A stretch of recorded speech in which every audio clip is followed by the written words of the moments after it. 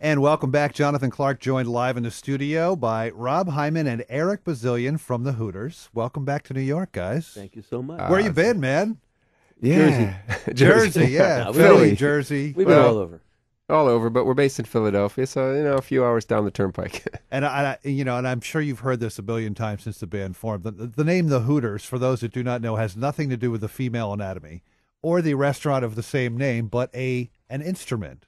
It's an instrument, a melodica. Right. Correct. Way back, well, we were before the restaurant, so we'll take credit for the name. And it was actually an engineer friend of ours who coined the phrase. And we had this goofy little keyboard that you blow into, and everyone's seen in grade schools. But we took it seriously, and it was our mascot, our logo. Right. Well, and I think people don't realize what a profound effect you guys had on people's radio listening and iPods. The Hooters, of course, had a string of big hits with "And We Danced," "All You Zombies," "Day by Day," "Where Do the Children Go?" But also, you guys wrote or co-wrote other huge songs like Cyndi Lauper's "Time After Time," and I guess you were in Cindy's band were Cindy's band at one point. On the record, we were. On the record, yeah. Our first album. And also Joan Osborne, one of us, she had a big hit with one of your songs. So, and you worked with all these amazing artists like Bon Jovi, Mick Jagger, Willie Nelson, Robbie Williams. You've really covered the spectrum there. Does it ever become sort of surreal and you pinch yourself and say, hey, I'm writing a song with like Willie Nelson? In a way it does. When you bring it up like that, it is. But for us, on a day-to-day basis, it's kind of like you wake up every morning and you're kind of starting over again. It's like, what am I going to write today? And how am I going to do it? Uh-huh. It's really one of those things that you can't take for granted. It's just, it's like fishing. Yeah. And you sort of wait for the inspiration to come to you, or it's... Well, you can't really wait for it. Right. It's like, again, it's like fishing. If you don't go out there and if you don't, have a good boat... Put a line in the water. Put a line in the water, you're not going to catch anything. But Right. you still, there is still that element of luck involved. Talk about some of the greatest moments, like being in the Hooters over the years. I mean, I know that you guys did Live Aid in Philadelphia in 1985. That's one. The Berlin Wall. That's another one. Was that 1990? 1990, yeah. Right before the wall came down. Or I guess it had just come down. Yeah. Right after. That was big. I mean, there's been two or three main events. One was Live Aid, of course, in Philadelphia. Which we And now you guys opened that. We opened the show.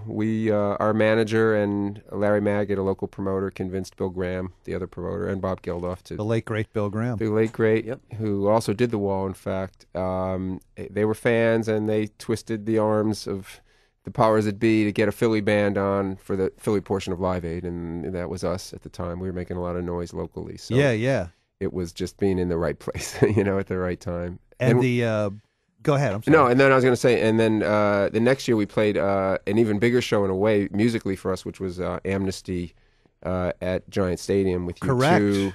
U2, which was just... Peter Gabriel. Police reunited. The Police for that reunited for that one. That was the first Police reunited. That was fantastic.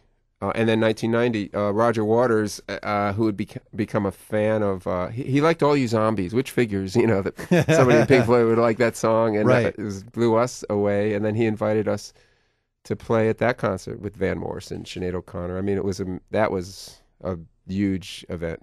How about, I had Klaus Meine from the Scorpions on the show. Oh, Eric's buddy. Yeah, I love those guys, and Klaus is such a cool guy. Yep, great Talk guy. about that connection with the Scorpions. How did that all sort of come about? Was it at the wall, or was it... We actually waved to each other at the wall. I don't think we actually spoke there, but it was years later. Their American management knows our management, and Right. They contacted me to write some songs with them for the album before this one, and I went to Germany and spent a week with them. I had no idea how it was going to go, and Yeah. they could not have been nicer guys. Great musicians. We wrote a bunch of songs then. A couple of them made it on the last album, and then this most recent album. Humanity or Hour One? Yeah, or, Humanity. Our buddy Desmond Child produced, which I told him to do 5 years ago, and they finally took my advice and called him up, and then he called me and assembled a bunch of writers to get together for 5 days in Nashville to sort of create the framework for the album, which we then finished with the guys in the band. But that was a real rush doing that. Scorpions are like they're like Bruce Springsteen of Germany, right? I mean, and they're the like Beatles and the Stones and all U2. combined, right? Yeah. Yeah, Unbelievable. and again, they're I love them. They're great guys and wonderful musicians. It's Jonathan Clarke with Eric and Rob from the Hooters, and you guys brought your guitars and your mandolins and your accordions and all kinds of cool stuff. So you want to play one of the many hits that Eric and Rob have written over the years? Sure. This is one that Eric wrote. Okay. Like this.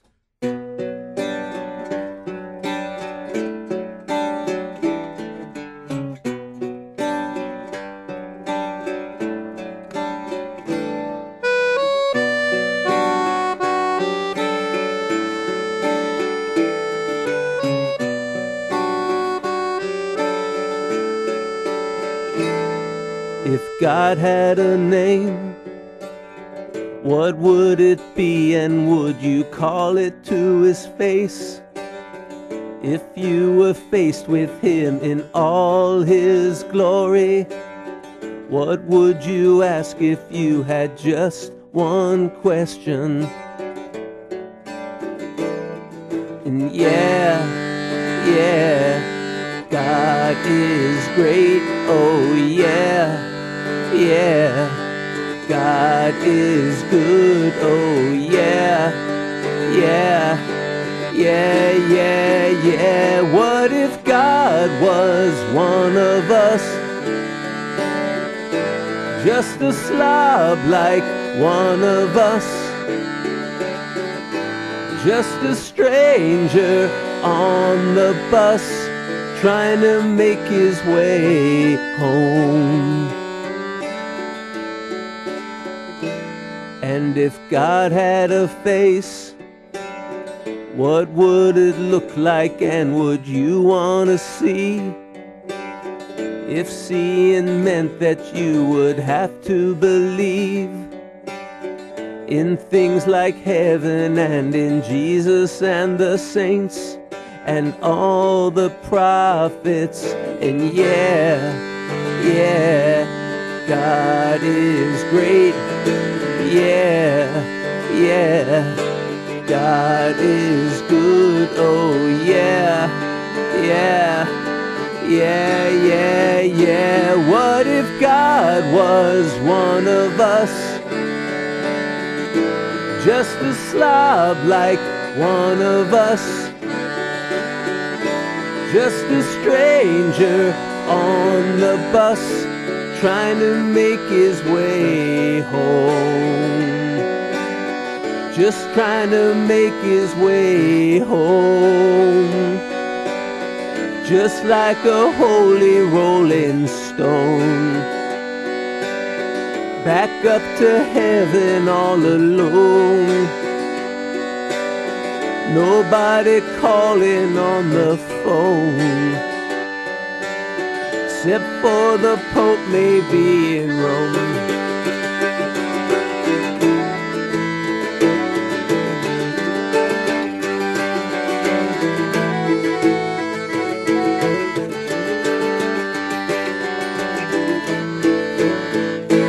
What if God was one of us? Just a slob like one of us. Just a stranger on the bus, trying to make his way home, yeah. Just trying to make his way home. Just trying to make his way home.